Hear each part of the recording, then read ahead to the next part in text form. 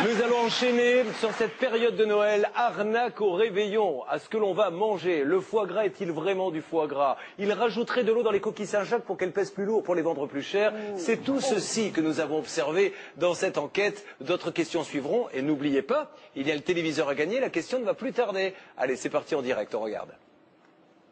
À l'approche de Noël, vous commencez à faire vos courses pour le dîner du réveillon. Et comme chaque année, les produits stars sont le foie gras et les coquilles Saint-Jacques.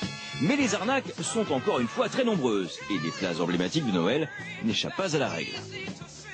C'est pas de la Saint-Jacques, c'est une escroquerie. C'est une escroquerie légalisée, mais c'est une escroquerie quand même.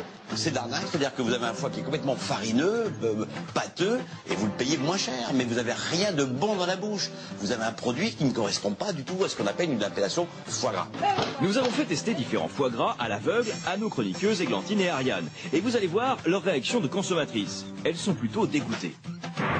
Je trouve ça assez pâteux, mais c'est pas doux, c'est pas onctueux. C'est ça, moi c'est vraiment la texture qui me gêne, je trouve ça vraiment trop dur. Vous allez voir, choisir son foie gras ou ses coquilles Saint-Jacques sans se faire berner, c'est possible grâce aux astuces des meilleurs spécialistes. Le foie gras, nous en consommons les 3/4 de la production nationale pendant les fêtes de fin d'année, mais en la matière, il y a de quoi s'y perdre. Foie gras entier, cru, cuit, bloc de foie gras, mousse, comment savoir exactement ce qui se trouve dans l'emballage? Christian André est restaurateur à Paris, spécialisé dans le foie gras. D'abord, première règle, la qualité du foie gras dépend de la qualité des aliments du gavage. L'aliment est important, c'est-à-dire qu'on ne gave uniquement, les artisans ne gavent uniquement qu'avec du maïs entier. S'il a été gavé avec de la farine, on a un foie gras farineux, pâteux en bouche. En France, on utilise uniquement du maïs, mais à l'étranger, on peut utiliser de la farine. Alors attention, sur certaines étiquettes de foie gras, vous pouvez voir la mention fabriquée dans l'Union européenne. Peut-on faire confiance à cette origine peu précise? Mais l'Union européenne, c'est n'importe quoi. On gave des canards de race mulard en France.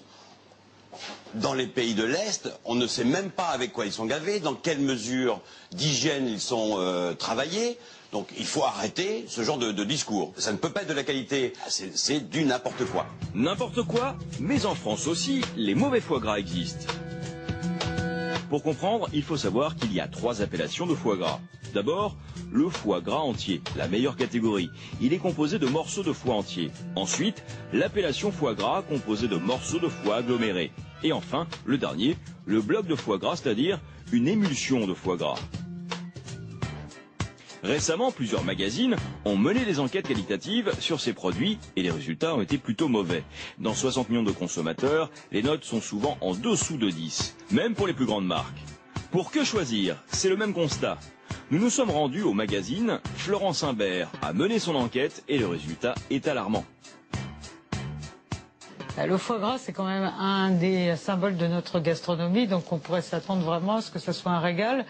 Et c'est pas toujours le cas, soit parce que les produits sont trop assaisonnés, soit parce qu'ils sont trop cuits souvent. Parce qu'en fait, plus vous cuisez un foie gras, plus il perd en goût. Mais d'une façon générale, le test est plutôt décevant dans l'ensemble pour toute catégorie de produits. Mais c'est l'appellation bloc de foie gras qui pose le plus de problèmes. Normalement, le bloc doit contenir au moins 30% de foie gras entier. Ce dont on s'est rendu compte par nos analyses, c'est qu'en fait, certains fabricants ne mettent pas les 30% de foie gras. Quelquefois, ça tombe à 14, 12% de blocs de foie gras. 12%, incroyable, c'est près du tiers de ce qu'impose la loi. Impossible donc de savoir exactement ce que vous mangez avec des blocs de foie gras. Pour être sûr du produit, optez plutôt pour le foie entier et cru.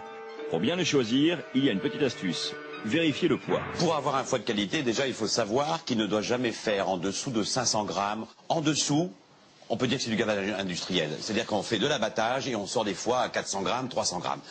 Là, c'est du n'importe quoi. Retenez bien, un foie gras entier, cru, de qualité, doit peser au moins 500 grammes. Il doit être légèrement coloré et ferme au toucher. Foie gras de qualité ou arnaque, nous avons voulu savoir ce qu'en pensent nos 2 consommatrices préférées, Ariane et Églantine. C'est un test à l'aveugle.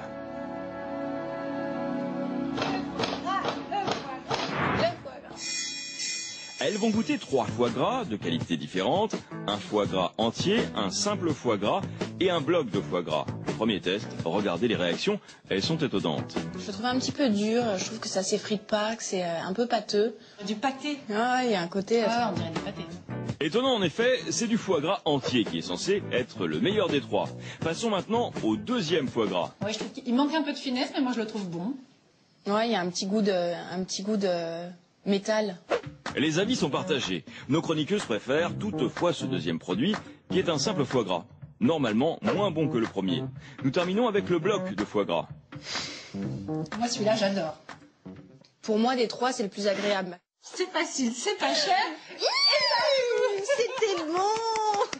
au-petit-sud-ouest.fr